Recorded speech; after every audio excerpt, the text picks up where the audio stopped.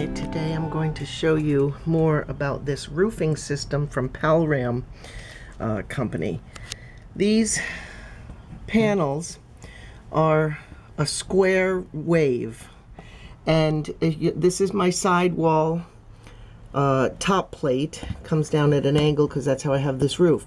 Now I don't know how clearly you can see it, but there's a space in here, and it goes it's caused because, of course, I readjusted the way the roof sits. So I'm going to have to fill this space in order to give this roof panel stability. Now you see what comes with the system is a plastic strip that fits the shape of these wedges, and you can, the bottom of course is a flat piece, so it joins, it's an adapter so to speak, and it supports these ridges at every point, and then you put a screw down through the top of the ridges. One type is this, which is the one I just showed you. So from the side it looks like that, and there are you know, plastic ridges. You put the screw to the 2x4 there, so you're attaching this strip with these at the low point, and then at the high point you put it through the panel all the way through this form.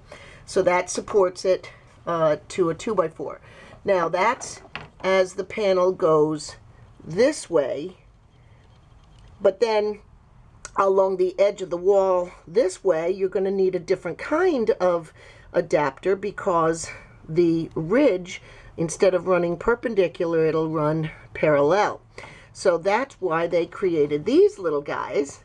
This fits exactly up inside of one ridge, such as if this was the edge of the wall, this one ridge would be coming forward this way. So you put this here and attach it to the bottom, and then you've got this spacer to fill the gap on the panel. So that's what I'm going to be putting up into here, is one of these spacers, and I'm going to wedge it up under here with one hand, of course, because the other hand is holding the camera. And I'll wedge it down into there, and it fits up into that groove. You see that? Now I'll match up this hole here with the previous hole where it was previously installed in the panel, and I'll fill all these little air holes with some silicone caulk. I also need to fill this space and build it up with wood up to there. So for that, I'm going to be using this little angle piece in the front corner up in there. And then once it gets square, I have a pre-cut piece of 1x strip here, and that's going to go up under here as well, because I have to do it all with the silicone and with screws.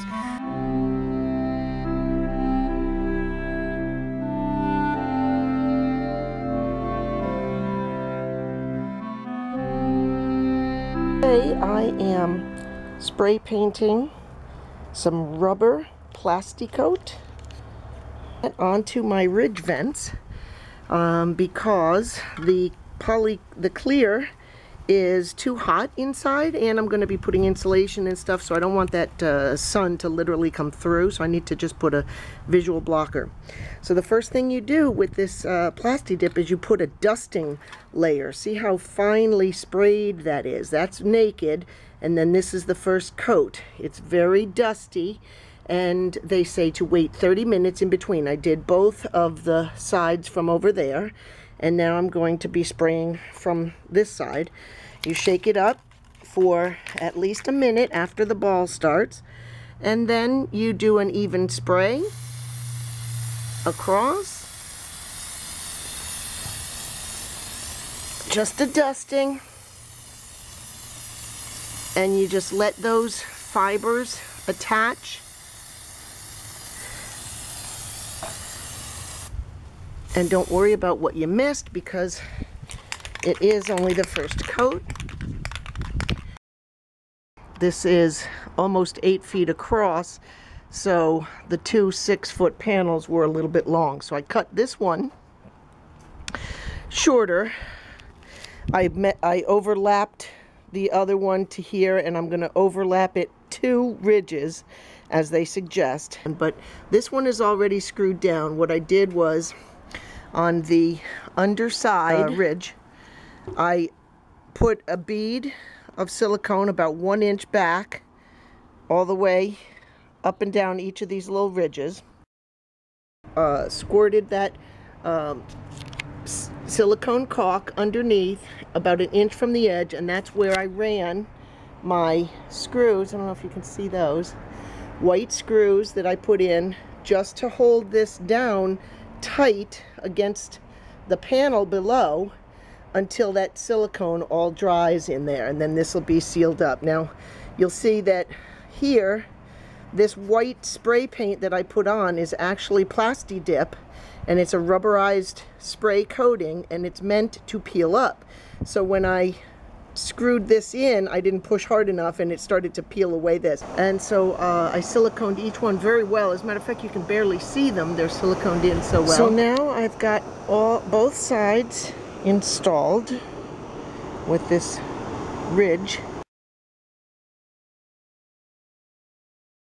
Because with this end being a little bit more flexible, when I pull this piece of roofing, which is just a loose panel, the whole back here is just all loose. When I pull this up over this beam, which is permanently installed, and lift this a little bit, I can wedge this under here, because of course these ridges here have to match up with these ridges here. So I wanted to leave this a little bit flexible, and I didn't want to have this tied down until I got it in there lined up correctly, and then I will install the sides first so that it doesn't shift as I go across. Sealed down these edges and siliconed. There's the line of screws. Of course, this all gets covered with fascia.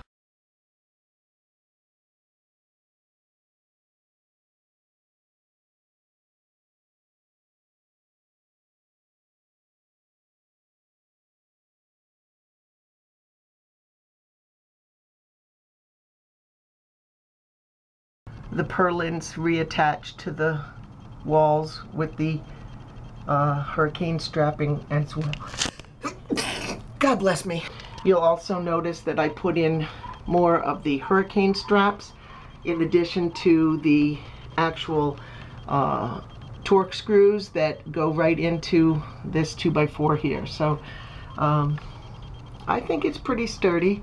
It's definitely not moving and not going anywhere. This 2x4 and then the rear one, and that is about 4 feet separating them. So that's about how big my solar panel is. I think that that should be sturdy enough.